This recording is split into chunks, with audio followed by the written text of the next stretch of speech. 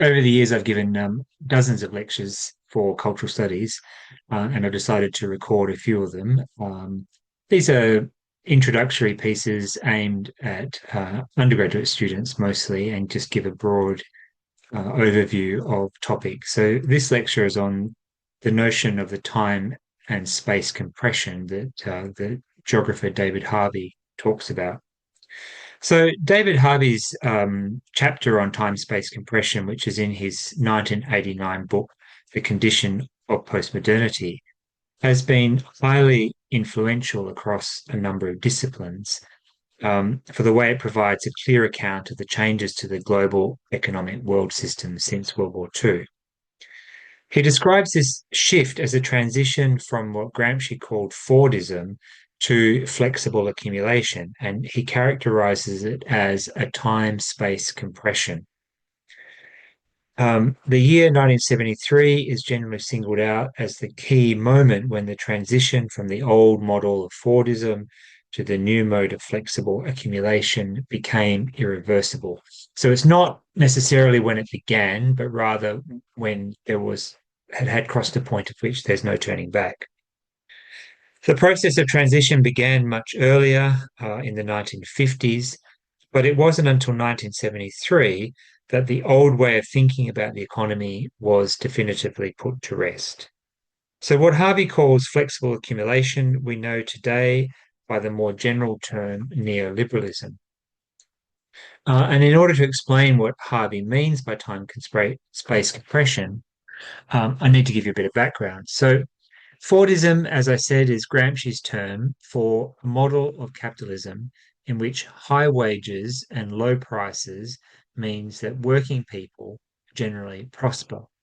High wages means high disposable income, which enables consumerism.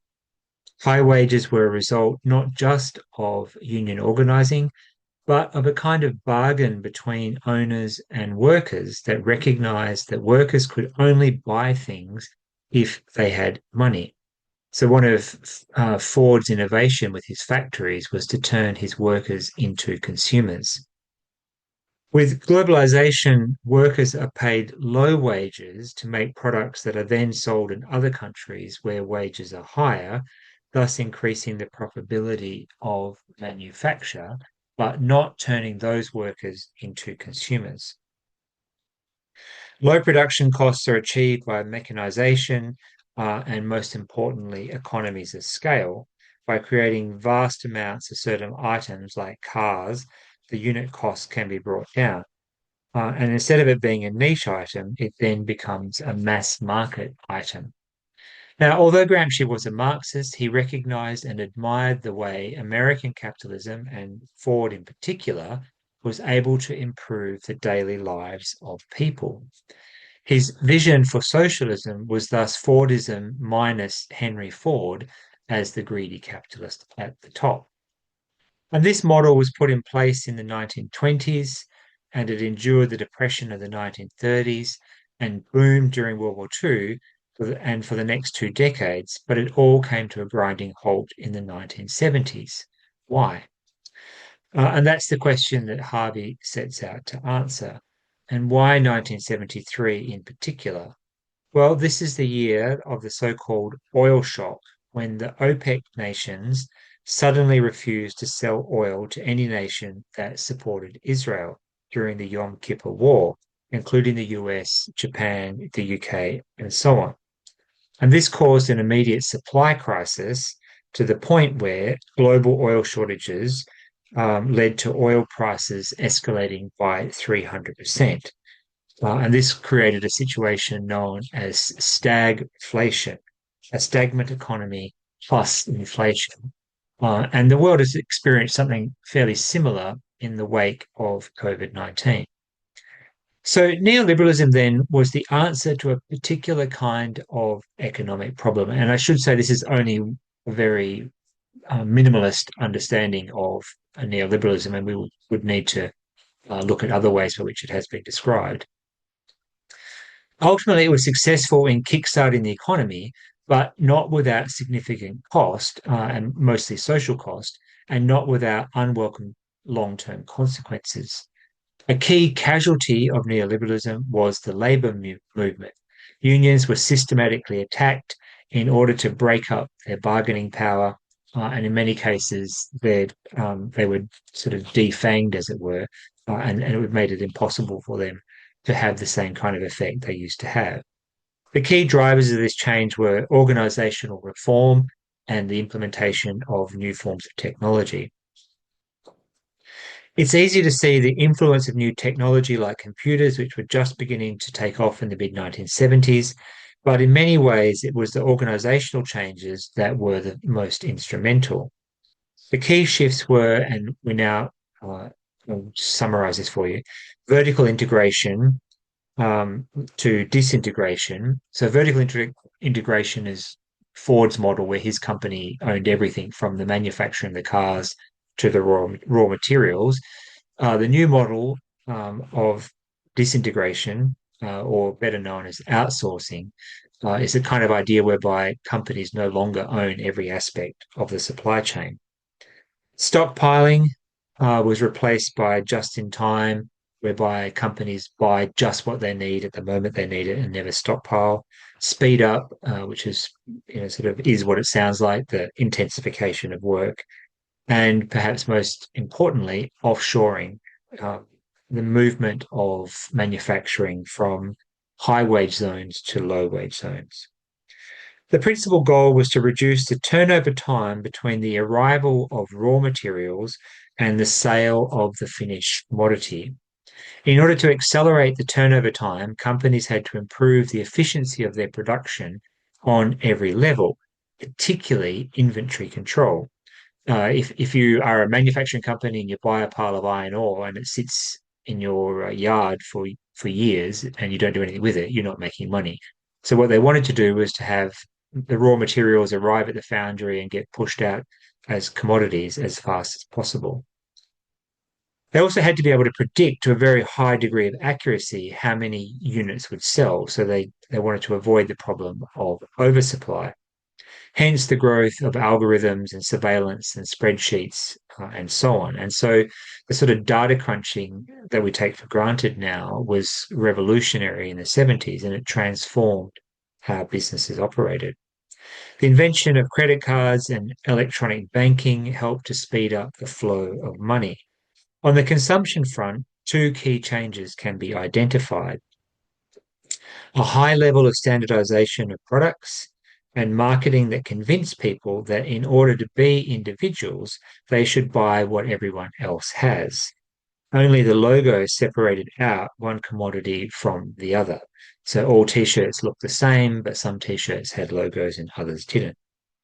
Shift from durable goods to services, or what can now be called platforms, i.g., for example, from buying CDs and DVDs to Spotify and Netflix. As Harvey points out, all these changes to the economy are registered on a social and cultural level. Work, consumption, the economy, none of these things are separate from culture. And Harvey identifies several key changes. Now, remember, he was writing from the vantage point of the 1980s when these things seem new.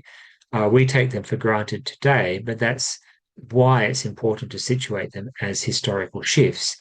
The present state of the world is neither neutral, natural, nor inevitable.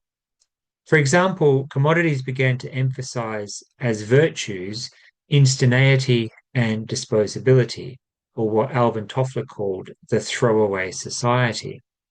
What was marketed as ultra modern has, of course, been catastrophic for the environment. Mountains of single use plastic now clogs the oceans, and so on. Novelty was prioritized over durability, so clothes were made to last a season, not a lifetime.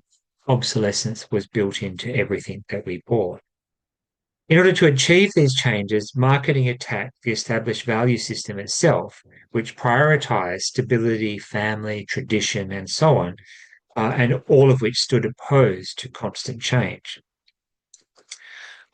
As Tom Frank showed in his fabulous book called The Conquest of Cool, the counterculture of the 60s and 70s was perfectly aligned with the goals of capitalism because it foregrounded a willingness to embrace change as a positive value. So short-term thinking began to replace long-term thinking in terms of both how things were manufactured and how they were consumed. Short-term profits were prioritized over long-term growth, turnover of staff, and so on. So stock market prices became more important than actual profits. So, for instance, think about the company Tesla, which in the last few years, its capitalization has sort of gone through the roof, well past the trillion mark, but still only makes 400,000 or 500,000 cars a year, compared to Toyota, which makes 8 million cars, but is worth less than half as much on its market value. So, in a way, image has replaced the thing. Capitalism is engaged in the production of signs, and here we should think of money and value as signs as well. So corporations seek to financialize everything, get rid of the so-called lazy balance sheet, for example, that banks treat mortgages as assets that can be packaged up and sold, which led to the global financial crisis in 2008.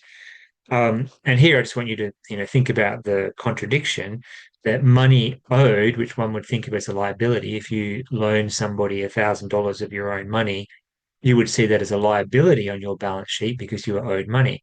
But banks see it as an asset, and they can even sell that liability, that asset, to other banks. The idea of a national market breaks down. Corporations like Toyota or Netflix are now so big that their domestic market is not big enough for them. So Toyota would go bankrupt if it could only sell its cars in Japan. It has to have a global market. Likewise, Netflix would go bankrupt if it could only operate in the US. And this has dire consequences for corporations in small countries like Australia, which cannot compete at that scale. So, as national markets break down, so do the traditional barriers to the movement of goods, people, and cash. The so-called free market suits large corporations, but can be devastating for local businesses. For example, car manufacturing has completely vanished from Australia once the Australian market was deregulated. Global companies saw no reason to manufacture here. It was too expensive. It was much easier to build them elsewhere and just simply ship them here. So Holden, Australia's great brand, accounted for something like 0.2% of General Motors business. So they didn't care about it. They were quite happy to cancel it once the government subsidies were gone.